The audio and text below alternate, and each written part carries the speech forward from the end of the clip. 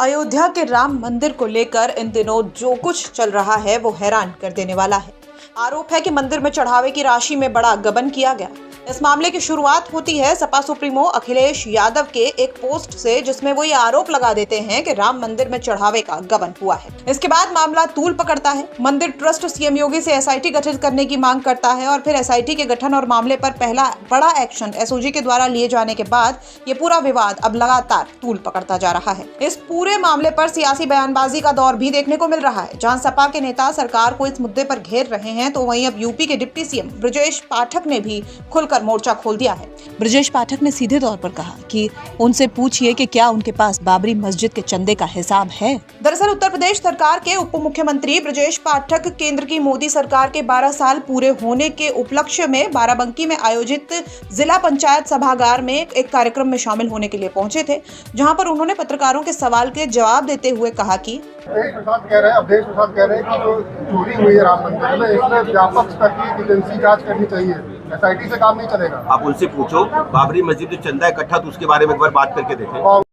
बता दें कि उत्तर प्रदेश के अयोध्या में राम मंदिर के निर्माण के बाद में लगातार विपक्ष भारतीय जनता पार्टी को निशाने पर ले रहा है, जिसको लेकर समाजवादी पार्टी के राष्ट्रीय अध्यक्ष अखिलेश यादव ने राम मंदिर निर्माण के बाद में राम मंदिर के कोष में आए हुए दान और चंदे के हिसाब को लेकर लगातार बयान देने शुरू किए। इस पर ब्रजेश पाठक ने भी अब सधे शब्दों में अपना जवाब दे दिया है। जानकारी चाहिए थी, वह तो हमारे जनरल सेक्रेटरी साहब उसका जिस तरीके से अफवाहों का बाजार, जिस तरीके से लोग अफवाह फैला रहे थे, उसको कल एक प्रश्न ने बड़ा निर्णय ले लिया है।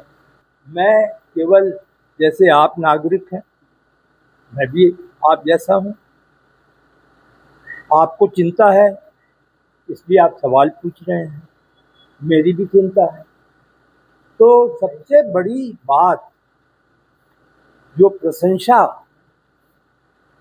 की जानी चाहिए आपको भी, कि राज्य सरकार ने 24 घंटे से कम समय लिया और एसआईटी गठित कर दी, और एसआईटी में इतने वरिष्ठ अधिकारी रखे गए। यानी आप देखें कि एक मंडलायुक्त है, पुलिस की जो हाईएस्ट एक व्यवस्था होती है आईजी है, ऐसे आईजी हैं मुझे बताया गया, मैं जानता नहीं हूँ, लेकिन मैंने कुछ जो जानकारी की तो वह अनेक वर्ष सीबीआई में कार्य किए थे, अनुभवी हैं, और तीसरे वित्त विभाग के विशेषज्ञ हैं।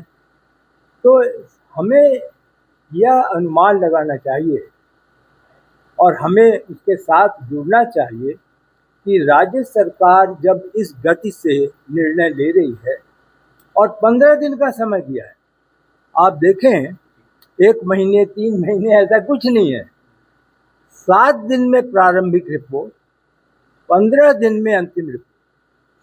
तो हमें अवश्य प्रतीक्षा करनी चाहिए और जो भी निर्णय और जो फाइंडिंग्स होंगी, जो बातें निकलेंगी, वर्तमान ये कमियां हैं और उसको कमियों को पूर्ण कैसे, उसका सुधार कैसे किया जाए, तो निश्चित रूप से कमेटी संस्तुति करेगी और उसको हम समझते हैं कि ट्रस्ट के में तो उसके बाद चर्चा होगी ही, और जो भी कमेटी की संस्तुति होगी उसका कार्यान्वयन होगा। फिलहाल पक्ष और विपक्ष दोनों की तरफ से आरोपों प्रत्यारोपों का दौर जो है वो लगातार जारी है। अब इस पूरे मामले पर आगे क्या कुछ होता है ये देखने वाली बात होगी। बाराबंकी से सैयद रेहान मुस्तफा की रिपोर्ट, यूपी तक।